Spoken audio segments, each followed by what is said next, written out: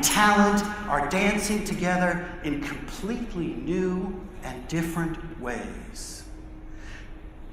We must be, and the question before us is, will we be the disruptive heroes that this moment calls for? Oxford University has said in the next quarter century, about half the work that is currently, about half the jobs that are currently being done and exist will go away.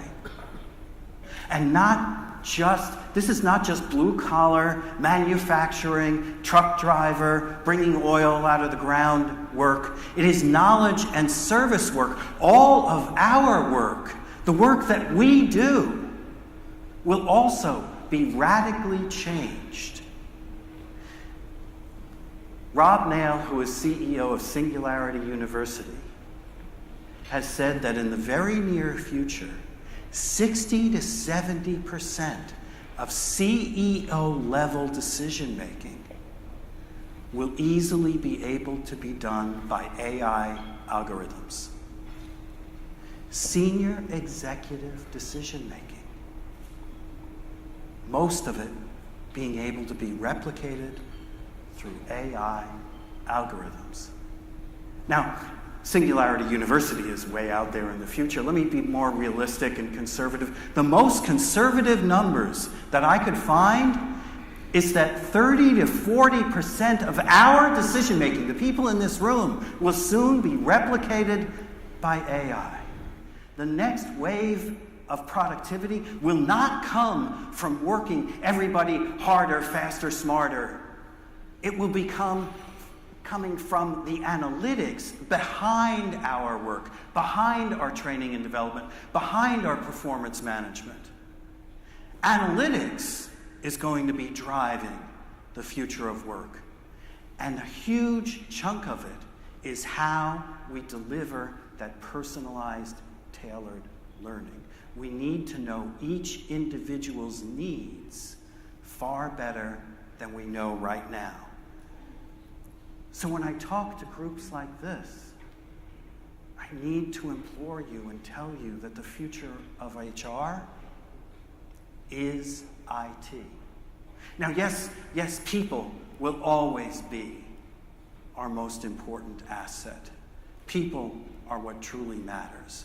But how we leverage that asset, how we make the best use of their time and attention and talents, how we do our best work and enable everyone around us to do their best work will come from the analytics, not just more hard work. So the future of HR is wrapped around and together with IT. We need to do a much better job of being focused on the analytics and how all of that drives that. Now, for some of us in this room, that may be difficult. So what I want all of us to remember, if you remember any one slide I show you today, it's this one.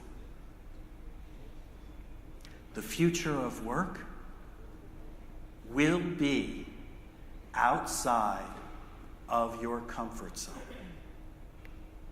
We cannot deliver the future of work to our organizations unless we step outside of our comfort zones. So that's the biggest challenge that we're facing.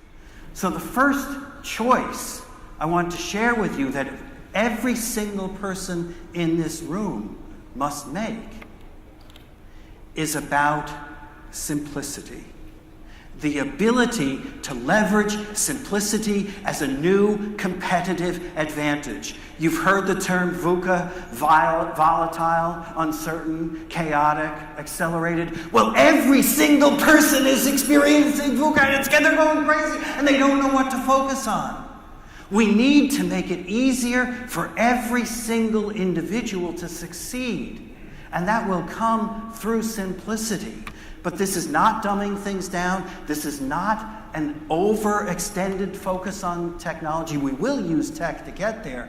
But the reality is technology will not be the driver of simplicity. It is our attitude and our values as to how we leverage that simplicity. So what I want you to start thinking about simplicity and how to use it, it's not one-click button, it's not the greatest app. We need to be understanding of where simplicity is coming from. And throughout all of human history, simplicity always has been and always will be about power. Throughout human history, winners have always had things made more simple for them. Losers, always more complicated. Well, in corporate history, who do you think the winners are? And who do you think the losers are? I've been studying simplicity for over a quarter century, simplicity in organizations. Over 1 million people around the globe surveyed and interviewed. And yes, while we are definitely making amazing progress, and everybody has amazing simplicity in their own personal smartphones, when it comes to organizational simplicity, overall we are unbelievably still corporate-centered. So my passionate plea when I ask you simpler for whom is, will we step up and be passionate about creating learner-centered, user-centered, worker-centered, individualized simplicity? Because so far our track record is that we make it easier for companies to succeed, not necessarily the workers. Now the good news that I can say here that I couldn't say anywhere else that I travel the globe, the great news is, according to a recent study by IBM, this region does far better than anybody else on the globe at listening to your employees and bringing that into action as to what they need. So what I need you to do is not listen to my wisdom from this front of the stage, is go back and listen to your employees.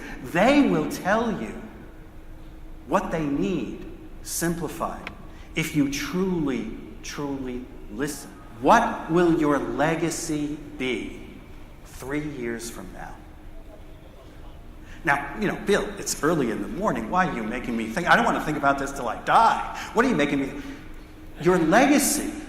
Think of your legacy as your portfolio of all the decisions you are going to make, all the strategic choices you are going to make over the next 3 years. You put them all together, and they are your legacy of your work. And why is this so important? In the next 3 years, everybody back at work, everything they know or understand or are thinking about right now will be completely changed and disrupted. Everything they feel about how things should be will be completely disruptive. And everything they are doing 3 years from now will be totally disrupted. So you are the leader they are depending on, and your legacy is going to lead them from that VUCA environment into simplicity and clarity and focus. So your legacy is really the cumulative effect of your decision-making over the next 3 years. So when I sit down with leaders by one-on-one coaching, I ask them to do 3 words. What I'd like you to do for this exercise right now is just put down 1 word. If I talk to every single person whose lives you touched, if you could just come up with 1 word that you would want them to say about the effect of your work, what would that be? For me, it's consciousness. What about consciousness? Well, with all the technology and everything, and the human on the other side, it can be quite difficult and confusing, and people can lose themselves. So it's the ability to channel things correctly and be conscious about impact. So very conscious of our impact on every person. So all of those were great, thank you. If I had more time in our opening keynote, I'd do more people, but let me take those as representative and why that 1 word is so important. What we just did You know, what I try to do as Mr. Simplicity around the globe is simplify a lot of things. What we just did is leadership development and personal development simplified. If you think about your one word and all the technologies that you're going to be leveraging over the next 3 years, every time you make a decision, whether it's conscientiousness or efficiency or anything else, whatever your one word is, that is your personal strategic plan for change over the next 3 years. The hardest work that all of us are going to be doing in the future of work is not technological. That's going to be hard, but it's not the hardest work. The hardest work will be, will I change who I am and how I look at things differently, faster than the rate of disruption coming at me and my people? And why that assessment tool is so important, why simplicity is so important, why your legacy is so important, why all the choices you make are so important. The future of work will be driven by tech. The future of HR is tech. However, our personal choices that we make over the next few years will determine how amazing the future of work is for everyone in our organizations. I've met many of you before I came up to the stage. I know we have the leaders of the future in this room. All that remains to be decided is, will each of us make the choices we need to make everybody's lives that we touch future strong. Thank you for your time.